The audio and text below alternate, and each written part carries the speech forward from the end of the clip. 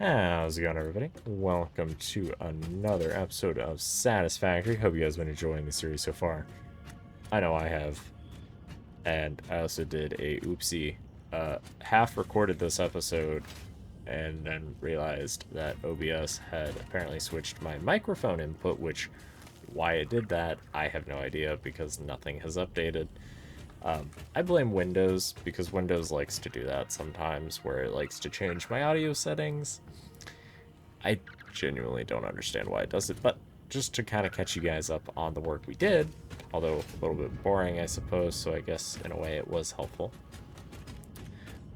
So last episode, we went ahead and we connected up the train for the rubber and the plastic over to the main base. That is now transporting rubber and plastic. I do think we need to put a few more belts on something, if I remember correctly, over there, but we'll take a look at that. Well, I'll take a look at that later. And then just to recap over here on the fuel power area-ish thing, the residual oil flows over here through that pipe that doesn't look too great into storage tanks, and then those storage tanks go into these refineries, which are able to convert that into fuel, something usable. And that fuel comes over here into this storage tank, which then fuels our V6 engine, which is just what I'm calling it. There's going to be a lot of engine metaphors in this and vehicle metaphors, so stick with me. We did have one initially, but I did decide to upgrade to 6, and we're likely going to upgrade to more. Just for now, we're going to go 6.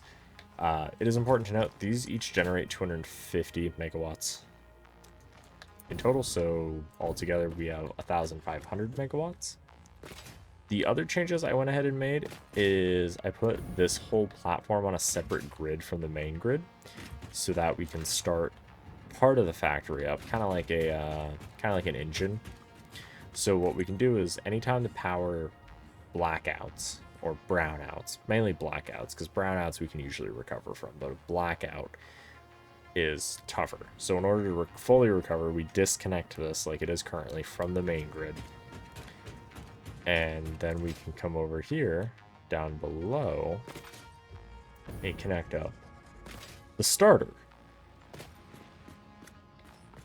These guys have enough power output to start this platform back up, so that we can reconnect it. So we'll disconnect from the main grid, connect up the starter, and then from here what that allows us to do is get these guys going, because hopefully there'll be some residual fuel in these guys, and if not, we'll have oil in the oil tower, and I'll show you that here in a second, to power the 3 generators or refineries down there to convert oil into usable fuel. And once we have usable fuel, these guys can turn on, and these guys turning on will allow us to do is we can capture the energy here. Now the reason we have these, and we're going to add more, is these burn at a constant rate, just like coal generators do, which I didn't actually realize the coal generators did, but they do. So you don't want to leave power on the table. Coal generators, they only generate 75 megawatts per, so if you go 1 or 2 generators over, not that big of a deal. You're not really wasting a whole lot. With these guys, it's 250 megawatts, so you don't really want to be wasting too much fuel, as there's a lot more steps to getting the fuel, although I suppose you only really have to put oil in a refinery. If the refinery craps out fuel, you're good to go. So to each their own. If you want to waste fuel, then I guess you don't really need the batteries there. Although our current factory isn't even capable of generating enough power anyway right now, so we're going to be consuming all the power. Unlikely anything will even go into those batteries. And as soon as we reconnect this to the grid's likely to drain those batteries. However, it is to be noted, with generating fuel or crude oil this way, you are going to be generating polymer resin, and that polymer resin does have to go somewhere, and that somewhere is here. Polymer resin is what's going to allow us to make clean plastic and rubber, and I say clean, but it just means we're not going to have any residual oil coming from those production lines, so it's not going to give us a feedback loop effect. I don't know if we can eventually use it later on to stretch whatever further, or how it will be used, but that's just what I know. So now we have to go ahead and connect these guys up. So we connected up the fuel to an oil rig, I guess just an oil node. We had too far away. It's over there, and I'll show you what that process looked like. Mainly, there's just a bunch of scary guys. It is currently it's a normal node, so it doesn't generate technically enough to power this full system. It's only able to generate enough for 2 of these, but we'll overclock it to be able to generate enough. So as you can see here, we're fully capable of generating quite a lot of fuel. And now our little V6 engine is going to be able to turn on. And so we're going to see how long it takes to actually fully connect that up. In the meantime, I'm going to see if we can reconnect this to the grid and if it's going to break anything. Fingers crossed.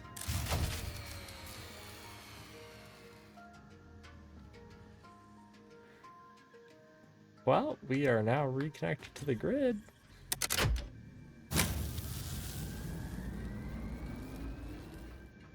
We are able to sustain for 5 minutes.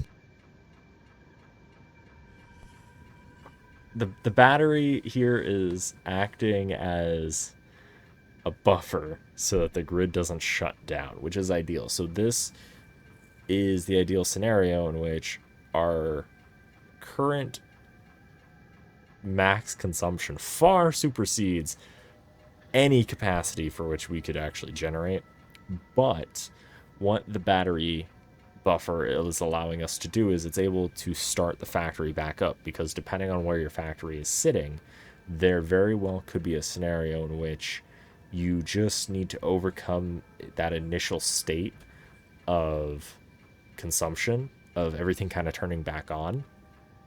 And once you've overcome that state, hopefully your system will do what our system is going to do, and we just saw it do it for a second, where you're no longer running off the battery, and you're even potentially going to charge the battery. Now, we likely won't reach that state because I think we just simply don't have enough production. So what I'm going to focus on doing is scaling up that production.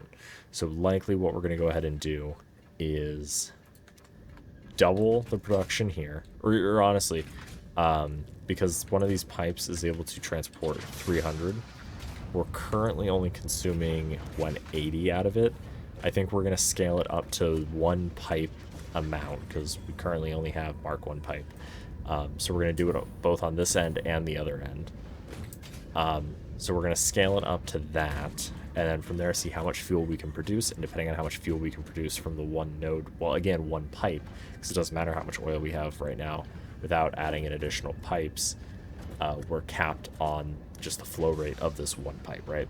So what I'm going to do is I'm going to scale it up to this 1 pipe, and then based on that, see how much fuel we can produce, and then we'll be good. I mean, technically we can just do the math from it, right? Because we know that 1 pipe is 300. 300 divided by 60 is 5. So we can only add 2 more generators, but that means we can add 4 more, because each one of those is 2 of these. So if we go and get 2 more of those, we can add 4 more of these, which is a total of 1,000 more megawatts of power. And this is starting to get a little teeny buffer of fuel, but not a lot. So then that essentially means we're in a very weird state of limbo, but we might be able to overcome. How much fuel do these drain? 20 per minute, so 2, 4, 6, 8, 10, 12. So, okay, we're not at the capacity of 1 pipe yet. I just wanted to make sure. So how many can run off 1 pipe then? 15 can run off of 1 pipe. Right? It's 15 times 2 is 30 out of 0, yeah. Okay, so we're gonna add the 4 like so.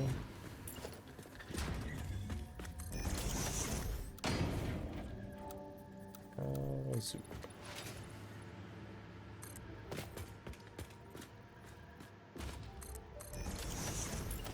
Okay. And then, oh, actually, how far out did we need to go for this? 1, 2, 3, 4, 5, 6. 4, 5. We need one more tile out. Just so we can keep everything kind of organized and whatnot. And then you can see the oil from over here if we actually go into picture mode and zoom way in there. Ah! Sorry. I did not mean to give everybody whiplash. But there you go. It's right there. Picture mode is a very, very handy tool, in case anybody is not aware of it, for both taking screenshots for videos, but also for finding things that are very, very far away. Do we really only make it one tile away from each other? I guess we did, huh? Alright.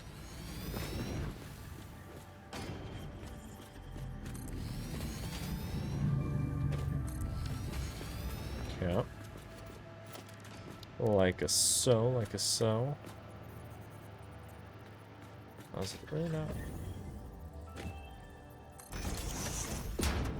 There we go. I'm hoping as well that this weekend I can try to get caught up on the recording. Right now, Satisfactory gets filmed, well, played and filmed in the same week, whereas Factorio I've been able to get ahead, so I'm playing a week in advance and then recording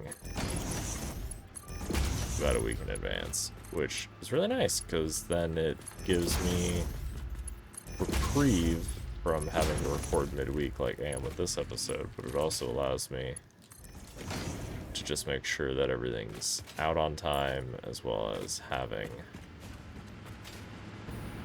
a better state for doing.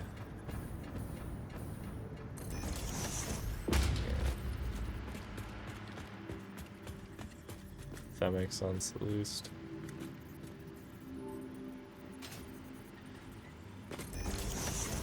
We're not going to connect this guy up just yet.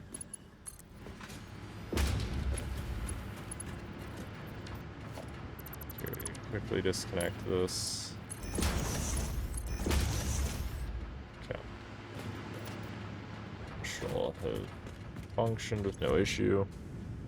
Alright. So as long as we have this battery buffer, we should be fine.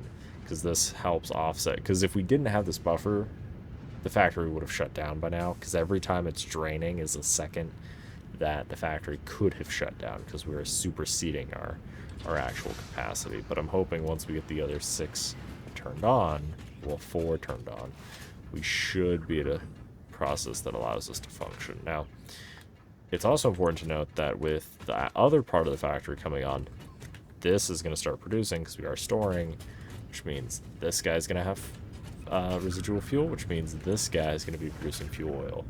So if that whole thing is functioning and producing the fuel oil we need, we can have 1, 2, 3, 4, 5, 6 potentially all producing fuel, and each one of these produces 40, so that we can massively scale up what we need, which is going to be very, very helpful. But until then, we need to head back to the base because we don't currently have some things we need over here. That being, we don't have the speed modules we need to overclock things, so we need to head up, board the train and head back to the base, but also we can take a look at kind of how we set some things up, which I think will be a little interesting. It looks like we connected everything. I think we connected, I think we connected everything on this end, but I don't know if we connected everything on the other end. And no, we have to wait for the train because it just went over there. I wonder if we can tell the train to come back. Like, hey, you forgot me. Come back.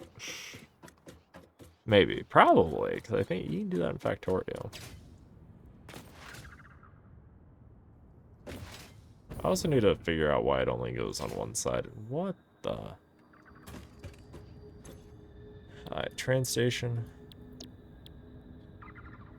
I need you. I guess I can't tell it to come back. I need it to come back to the oil rig.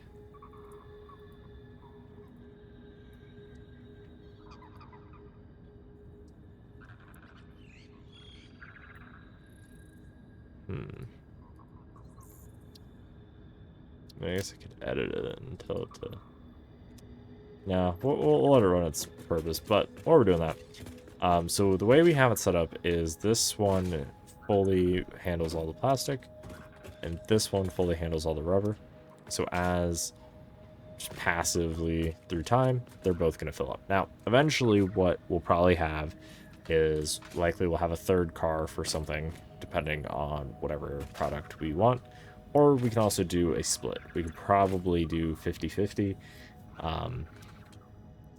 I'm curious if there's a way we can have it set so that, like, only half of this car loads with plastic, the other half only loads the other one. I think we might be able to do that in here, maybe? Like on the train? So, like, here at the oil rig. Yeah, we could probably do load. Yeah, I don't know. AI adapters. Doesn't look like we can do an equality of any sorts, which is unfortunate. Because that, I think, would be nice, but I don't know if that's just a research we don't have yet. But I would assume that it would just have been built in to this. Because that would be nice to be able to just set it, hey, don't load more than 1,000 of something. But who knows? The other thing that we are likely going to have eventually is one more station over here. And that will probably be for any other products that we have that won't fit on this train. I also do want to probably have it so that this extends this way. 2 lanes come in, and then just have the train pull out and around is, I think, what we're eventually going to change this to. Because although I'm okay with this design, if we ever have more trains coming here to load up on stuff, this might cause an issue. Whereas if they can just wait on the main track and then this train can just go up and around, that might be better. And then I was also looking at kind of where we're going to plan some things. So we know we're going to likely have our track go this way through this corridor, which will give us parts of the western side. And we also have our train coming down this side. And then eventually we'll have it go south on the map just to see kind of what we can reach over there. When I was playing this with my friends on our multiplayer world, our base is set up somewhere over in the western side of the map. So I kind of know what's over there, and I know what's in, like, the south-ish, based on the beta I played a long time ago. But I don't know about really anything over here on the east, nor do I know about anything really in between. I just know that radiation hurts, because I found a bunch of it on top of that mountain as I was exploring for more slugs. Which... we do have slugs, and I could have turned them into power supplies. Or boost speed modules, productivity modules, whatever they are. I think they're just speed modules. However, doing that does have its own drawbacks. This guy won't hurt me, will it? No. But it is basically full with plastic. Maybe that's why. Rubber is most definitely full then.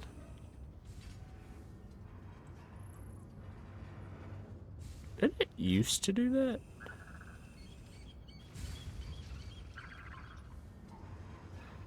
I could have sworn it picked up the cargo crate from inside. Oh, no, you know what? It probably acts like a hopper is what I'm guessing it is.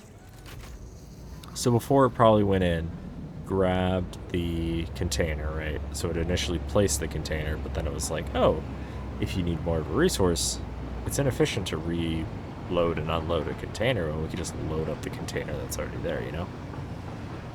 So this is our setup for our train network. I would like to eventually come back to this and make it look nicer. For now, it's a function, and then we'll make it look nice at some point. That intersection's blank because that's where we're going to be putting our line that way. Put a T-junction, or I guess a Y-junction.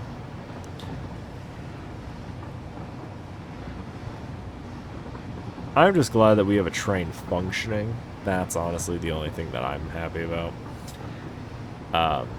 It is going to take us probably a minute or two to get back to the base and then get back over to the oil area. So I think we're just going to call the episode here.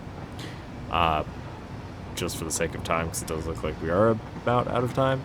Essentially what I'm going to be doing, though, is putting speed modules in the oil pump and then also in the fuel rigs. So that way we can get more fuel from the oil. And then from that, we're going to hopefully get... Ooh, you know what? I'm going to see if we have any extra somber sloops. And if we do, we're going to use them. If not, we're going to try to locate some. So that might mean having to go exploring. I'm going to do that in between episodes. And from there, I think what we're going to go ahead and do is probably just scale power up, I think, is what I'm going to work on. And then we'll see how much of that I get done this week. But anyway, I hope you guys enjoyed this episode. I hope you guys learned something with my terrible car references or engine references. But anyway, hope you guys enjoyed. If you guys did, you guys know what to do. Smash that like button if you haven't done so already. If you have any questions, comments, concerns, tips, tricks, and anything else, leave that down below, such as like power grid stuff. That would be very helpful. But other than that, I will see you guys in the next one. Thanks for watching, guys. Have a good one, and peace out. I will see you guys next week.